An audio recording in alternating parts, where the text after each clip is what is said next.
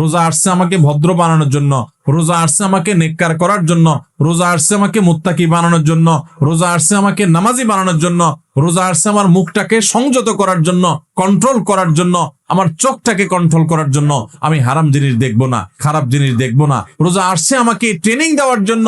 এই শিক্ষা যদি রমজানের রোজা থেকে আপনি নিতে পারেন, আর রমজান মাস শেষে আপনি যদি চোখে আঙ্গুল দিয়ে দেখাতে পারেন, নিজের বিবেকের কাছে উত্তর দিতে পারেন যে রোজার মাস রোজা রেখে, রমজান মাস আমি সিয়াম সাধনা করে, তাকুয়া চর্চা করে আমি অমুক বদভ্যাস ছাড়ছি, অমুক খারাপ কাজ ছাড়ছি, অমুক ভালো কাজটা ধরছি, আগে নামাজ নিয়মিত পড়তাম না, এখন 5 ওয়াক্ত নামাজ শুরু করছি। যদি রমজানের পরেও এগুলো আপনি ধরে রাখতে পারেন, তাহলে আপনি আল্লাহর শুকর আদায় করবেন যে আপনার রোজা আল্লাহর কাছে কবুল হয়েছে। রমজান হলো ইমানদারের আমল এবং ইবাদতের বসন্তকাল। বছরের 11 মাস আমাদের যে ইবাদত বন্দেগীতে ত্রুটি থাকে, বিচ্যুতি থাকে, যে পরিমাণ ঘাটতি থাকে, সে সকল ত্রুটি, বিচ্যুতি এবং ঘাটতিগুলো পূরণ করার এক সুবর্ণ সুযোগের নাম হলো রমজান মাস। একজন ব্যবসায়ী যেরকম তার ব্যবসার সারা বছরের ঘাটতি পোষায় নিতে পারেন সৃজনের ব্যবসা দিয়া, ইমানদার তার 11 মাসের ইবাদত বন্দেগী, আখিরাতের পথে যাত্রার যে পাথেয় সংগ্রহ করা, সেই সংগ্রহ করার বিষয়ে যে তার ঘাটতি থাকে, ত্রুটি থাকে, বিচ্যুতি থাকে, সেটা তার পোষানোর সুযোগ আসে রমজান মাসে। আমরা বেশিরভাগ মানুষ সারা জীবন রমজান মাসে রোজা রাখি। অনেকে আছেন বয়স এখন 40, 50, 60 বছর পর্যন্ত হয়ে গেছে, প্রতি বছরই মাশাআল্লাহ রোজা রাখেন। রোজা কেন রাখেন সেই উদ্দেশ্যই জানেন না। তাহলে কিভাবে আপনার রোজার উদ্দেশ্য আপনি সফল কাম হতে পারবেন? আপনি কেন রোজা রাখেন সেটাই যদি না জানেন, তো এই রোজা আপনার কি কাজে আসবে? আল্লাহ সুবহানাহু ওয়া তাআলা কোরআনে কারীমে বলেছেন, কুতিবা আলাইকুমুস সিয়াম, তোমাদের উপরে রমজানের রোজা ফরজ করা হয়েছে। কামা কুতিবা আলাল্লাযীনা মিন ক্বাবলিকুম, যেমন তোমাদের পূর্বে যত জাতি এসেছে পৃথিবীতে সবার উপরে রমজানের রোজা ফরজ করা হয়েছিল। তো একইভাবে তোমাদের উপরে রোজা ফরজ করা হয়েছে। সবার উপরে রোজা ছিল আর তোমাদের উপরেও রোজা ফরজ করা হয়েছে। তো রোজা কেন ফরজ করা হয়েছে? লাআল্লাকুম তাত্তাকুন, আশা করা যায় এই সম্ভাবনা তৈরি হবে যে রোজা রাখলে তোমরা তাকওয়া অর্জন করতে পারবা, মুত্তাকি হতে পারবা। তাকওয়া অর্জন করা আর মুত্তাকি হওয়ার মানে হলো আল্লাহর ভয় থেকে, আল্লাহর প্রতি শ্রদ্ধা থেকে, আল্লাহর সকল আদেশ নিষেধগুলো মেনে চলা, এর নাম হলো তাকওয়া। তাকওয়া হলো কি? আল্লাহর ভয়ে, যে আল্লাহর সামনে দাঁড়াতে হবে, আল্লাহর সমস্ত আদেশ নিষেধ আমাকে মেনে চলতে হবে, সেই চেতনা থেকে আল্লাহর সমস্ত আদেশ, সকল নিষেধগুলো থেকে বেঁচে থাকা, সকল আদেশগুলো মেনে চলা আর সকল নিষেধ থেকে বেঁচে থাকা, এর নাম কি? তাকওয়া। রমজানে আমরা রোজা রাখি মূলত এই তাকওয়া অর্জন করার জন্য। তাকওয়া শিখায় আমাদেরকে রোজা। এখন প্রশ্ন উঠতে পারে যে রমজানের রোজা কিভাবে আমাদেরকে তাকওয়া শিখায়? রোজার একটা নিকটবর্তী উদ্দেশ্য আছে, আরেকটা আছে দূরবর্তী উদ্দেশ্য। আমরা অনেক কাজ করি যে কাজগুলোর একটা প্রাথমিক উদ্দেশ্য থাকে, আরেকটা থাকে চূড়ান্ত উদ্দেশ্য।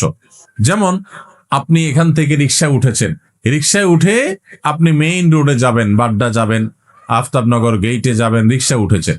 আপনি আসলে বের হয়েছেন, আপনার মতিঝিলে কোনো কাজ আছে। তো আপনি যে রিক্সায় উঠছেন, আপনাকে কেউ যদি জিজ্ঞাসা করে কই যাচ্ছেন, তখন এটার 2টা উত্তর হতে পারে। একটা হতে পারে ভাই রিক্সায় চড়ছি, রিক্সায় করে আফতাবনগর যাব, বা রিক্সায় করে বাড্ডা পর্যন্ত যাব। আরেকটা উত্তর হতে পারে ভাই মতিঝিল যাব, কারণ মতিঝিলে আপনি যাবেন, ওইটাই মূল উদ্দেশ্য। তো মতিঝিল গেলেও রিক্সায় তো আর মতিঝিল যাবেন না, রিক্সায় আপনি মেইন রোড পর্যন্ত যাবেন, এরপরে বাসে, সিএনজিতে করে আপনি বা অন্য কোনো কিছুতে করে আপনি মতিঝিল যাবেন। তো এই যে রিক্সায় করে আপনি প্রথম একটা জায়গায় যাবেন, এরপরে আরেকটা গাড়িতে করে আপনি আপনার মূল জায়গায় যাবেন।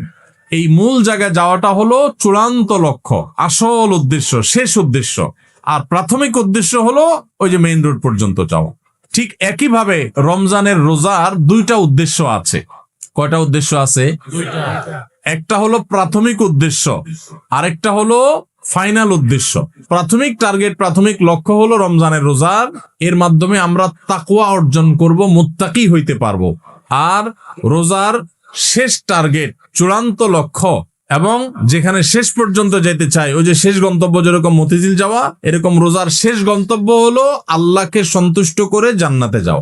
এইটা হলো রোজার শেষ উদ্দেশ্য, ফাইনাল উদ্দেশ্য। এখন প্রাথমিক উদ্দেশ্যটা যদি আপনি অর্জন করতে না পারেন, তাহলে ফাইনাল উদ্দেশ্যে কখনো আপনি যেতে পারবেন? আপনার মতিঝিলে যেতে হলে আপনাকে মেইন রোড পর্যন্ত আগে মেইন রোড পর্যন্ত যদি আপনি যেতে না পারেন তাহলে মতিঝিলে যেতে পারবেন। ঠিক একইভাবে রমজানের রোজা থেকে আগে আপনাকে মুত্তাকি হইতে হবে, আগে তাকওয়া অর্জন করতে হবে। রোজা রাখছেন, মুত্তাকি হইতে পারেন নাই, রোজা রাখছেন, তাকওয়া অর্জন করতে পারেন নাই, তাহলে আপনার ওই মেইন রোড পর্যন্ত যাওয়া হয় নাই। অতএব মতিঝিল পর্যন্ত যাওয়া অর্থাৎ জান্নাত পর্যন্ত যাওয়া, আল্লাহর সন্তুষ্টি লাভ, সেটাও অর্জন হবে না। আমি কি বুঝাইতে পারছি ভাইরা আমার? তাহলে এই যে রমজান আসছে, রোজা আসছে, প্রতি বছরই তো আমরা আলহামদুলিল্লাহ বেশিরভাগ মানুষই তো রোজা রাখি। আমাদের নিজেদেরকে জিজ্ঞাসা করতে হবে রোজার যে প্রাথমিক উদ্দেশ্য আছে সেটা আমি হাসিল করতে পারলাম কি পারলাম না। যদি আমি রোজার প্রাথমিক উদ্দেশ্য হাসিল করতে না পারি তাহলে রোজার আসল উদ্দেশ্য যে আল্লাহকে খুশি করে জান্নাতে যাওয়া সেটা কোনোদিনই অর্জন হবে না। এবার তাহলে আমাদের হিসাব মিলাইতে হবে যে রোজা রাখার পর আমি মুত্তাকি হইতে পারছি কিনা। আসেন একটু আমরা হিসাব মেলানোর চেষ্টা করি ভাইরা আমার। রমজানের রোজা রেখে আপনি যদি অন্যায় কাজ ছাড়তে পারেন, গুনাহের কাজ ছাড়তে পারেন, পাপের কাজ ছাড়তে পারেন, আল্লাহর সমস্ত আদেশগুলো মেনে চলতে পারেন, আপনি রোজাদার। রমজানের সম্মান, রমজানের মর্যাদা রক্ষা যদি আপনি করার চেষ্টা করেন তাহলে বুঝতে হবে আপনার ভিতরে ওই যে তাকওয়া, আল্লাহর ভয়ে, আল্লাহর নির্দেশ মানা, আল্লাহর নিষেধ থেকে বেঁচে থাকা, এই চেতনা আপনার মধ্যে একটু একটু করে জাগতেছে।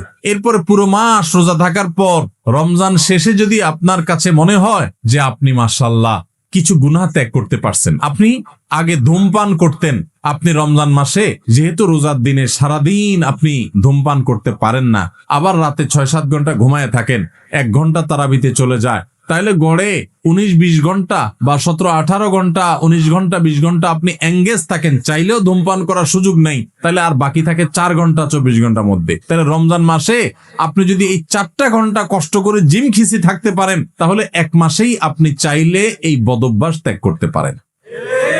ভাইরা আমার, অনেক খারাপ জিনিস আছে যেগুলো চাইলেই কিন্তু আমরা ত্যাগ করতে পারি এই রমজান মাসে। রমজান মাসে এই হারাম জিনিসগুলো, এই খারাপ জিনিসগুলো যদি আমরা ত্যাগ করার চেষ্টা করি, আমরা যদি পরিকল্পনা করি রমজান শেষ হয়ে গেছে, আমি একটা খারাপ জিনিস ছেড়ে দিতে পারলাম। আপনি ধূমপানটা ছেড়ে দিতে পারছেন। আপনার আগে মুখ খারাপ হতো, রমজান মাসে না রোজা থেকে আমি মুখ খারাপ করতে পারি না, রোজা আসছে আমাকে ভদ্র বানানোর জন্য, রোজা আসছে আমাকে নেককার করার জন্য, রোজা আসছে আমাকে মুত্তাকি বানানোর জন্য, রোজা আসছে আমাকে নামাজি বানানোর জন্য, রোজা আসছে আমার মুখটাকে সংযত করার জন্য, কন্ট্রোল করার জন্য, আমার চোখটাকে কন্ট্রোল করার জন্য।